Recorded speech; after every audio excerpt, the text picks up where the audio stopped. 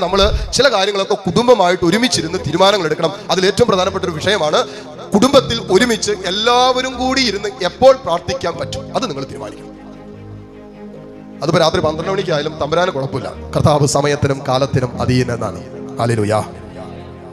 അതിപ്പോ രാത്രി 1 മണിക്കാണെങ്കിലും വെളുപ്പിന് 3 മണിക്കാണെങ്കിലും ഉച്ചയ്ക്ക് 2 മണിക്കാണെങ്കിലും രാത്രി 7 മണിക്കാണെങ്കിലും തമ്പുരാൻ അതിന്റെ പേരിൽ ഒരു പ്രശ്നവും ഇല്ല. പക്ഷെ ഒരു കാര്യം നമ്മൾ നിർബന്ധമാക്കണം, വീട്ടിൽ ദൈവത്തെ വിളിക്കുന്ന സമയം നഷ്ടപ്പെടുത്തരുത്. എല്ലാവരും കൂടി ഒരുമിച്ചിരുന്ന് വിളിക്കണം. എങ്ങനെയാ?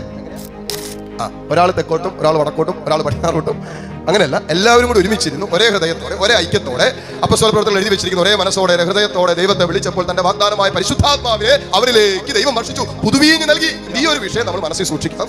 നിങ്ങൾ എപ്പോൾ പ്രാർത്ഥിച്ചാലും കുഴപ്പമില്ല, പക്ഷേ കുടുംബത്തിൽ അപ്പനും അമ്മയും മകനും മകളും ആരൊക്കെ ഉണ്ടോ അവരെല്ലാവരും കൂടി ഒരുമിച്ചിരുന്ന് പ്രാർത്ഥിക്കുന്ന അവസ്ഥ.